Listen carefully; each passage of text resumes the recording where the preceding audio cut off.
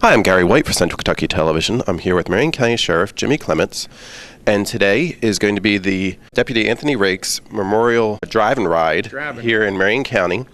And we have some pictures of what they're raising the money from this ride for today.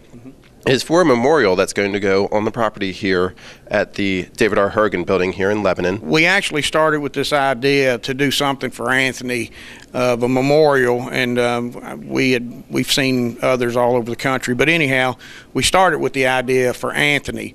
After looking at different monument companies and some ideas that they had, we finally decided upon this one. But we also decided to make it in the tragic event that we ever lose somebody else in the line of duty, whether it be law enforcement or anybody else in emergency services, that we would make the monument where they could add their name to that if it's a line of duty death. And again, that's where we are with it now, and we're starting to finalize everything with doing this fundraiser now. And in the fiscal court meeting this past week, you received a donation from the county to help get this whole process started.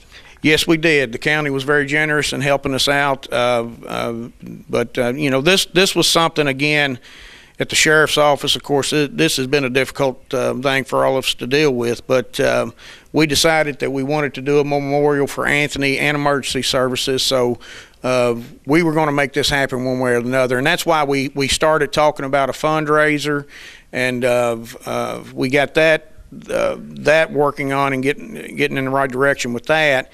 And then Deputy Tony Belcher suggested having a motorcycle ride. Tony's big into motorcycling, so we've got other deputies involved in that, so we decided to do that. So trying to get several different events going to raise the money.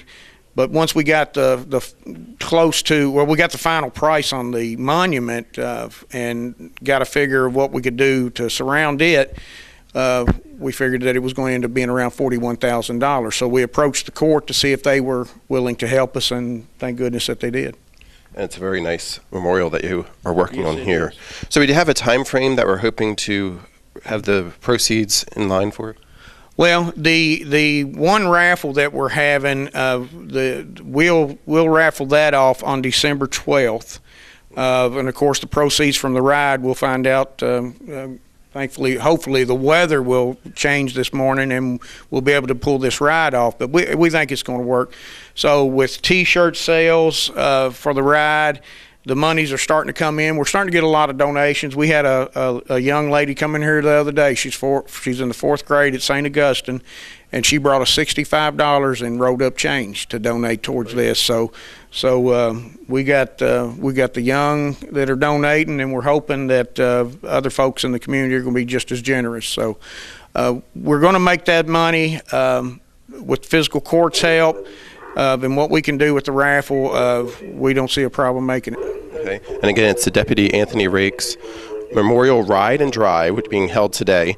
But you do have the tickets in, and if somebody's interested in a chance, of course you have till December 12th, but you can come on down to the sheriff's office and get them? Come by the sheriff's office anytime and get a ticket. They are $25 a chance, and I know that sounds quite high, and yes it is.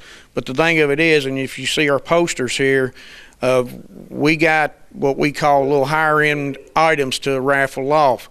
Phillips Repair donated a weed eater, and I believe the price on it is between $200 and $300. So they were very kind in donating that.